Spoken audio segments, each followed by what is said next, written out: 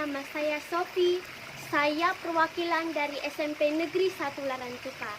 Saya akan membawakan sebuah cerita yang berjudul Tenggelamnya Perahu Puken. Inilah ceritanya.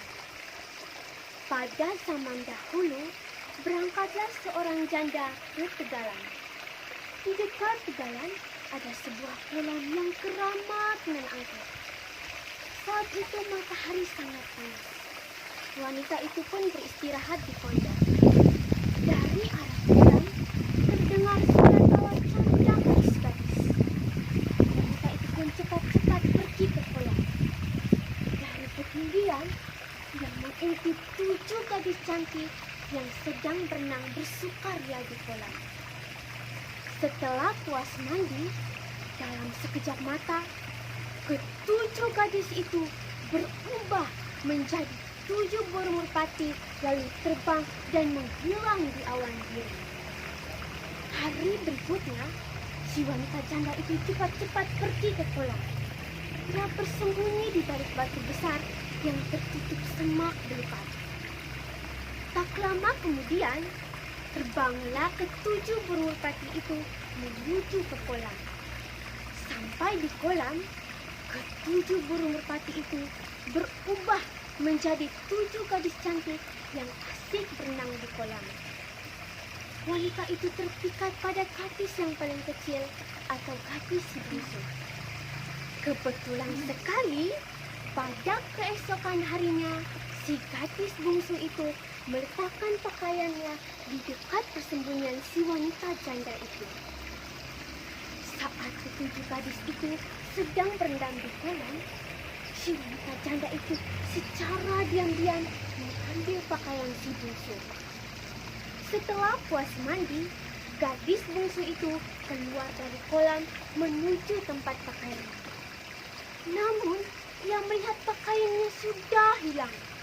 Ia mencari ke sana kemari, namun tak kunjung didapatinya. Ia pun menangis. Kemudian, keluarlah si wanita janda itu dari tempat persembunyiannya. Ia pun menyodorkan selembar sarung yang telah disiapkannya.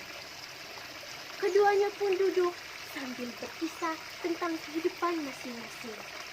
Pada akhir kisah, si gadis bungsu itu berpesan kepada wanita janda itu agar tetap merahasiakan tentang asal-usul dirinya dan siapa namanya. Keduanya pun sepakat dan akhirnya mereka beristirahat. Sementara Lagadoni di rumah sangat gelisah karena sudah 5 hari ibunya tidak pulang ke rumah. Keesokan harinya, Lagadoni pun cepat-cepat pergi ke tegalan di dekat kolam untuk mencari ibunya. Si gadis bungsu itu disuruh oleh ibu Lagadoni untuk bersembunyi. "Kenapa ibu tidak pulang ke rumah beberapa hari ini?" tanya Lagadoni kepada ibunya. "Di sini saya sedang bersama dengan gadis pilihanku," jawab sang ibu. "Untuk apa ibu tinggal di sini bersama gadis itu?" "Untuk mencari jodohmu, dan inilah pilihanku yang terakhir sebelum ibumu meninggal." Kemudian, keluarlah si gadis bungsu itu dari tempat persembunyiannya dan muncul di hadapan Lagadoni. Bagaikan dalam mimpi, Lagadoni melihat gadis yang cantik itu. Akhirnya, Lagadoni yang tampan itu pun menerima permintaan ibunya. Ibunya pun sangat gembira karena putra tunggalnya sudah mempunyai istri.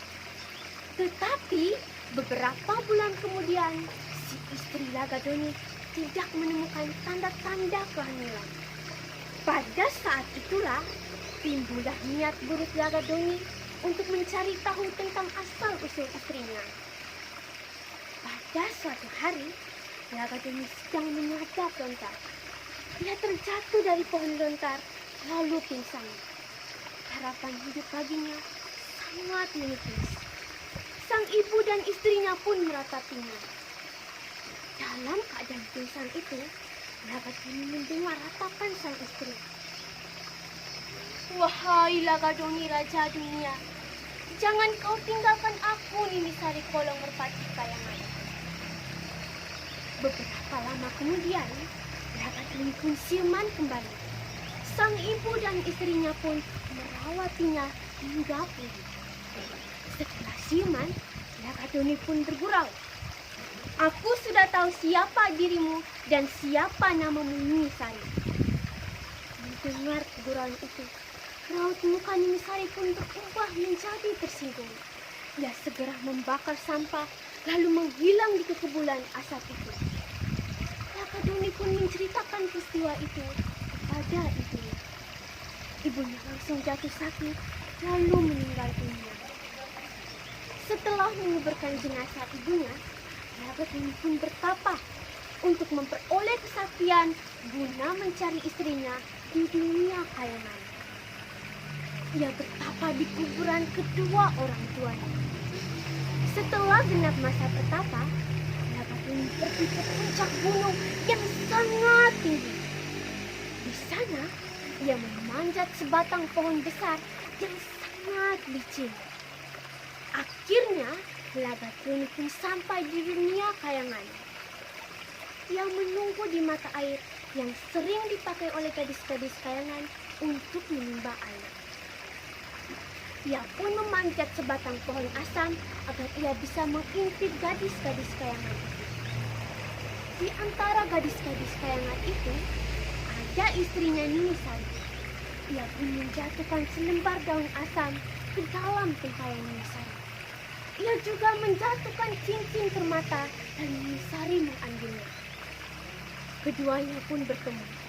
Dan kini Nini Sari tidak lagi merahasiakan tentang asal-usul dirinya.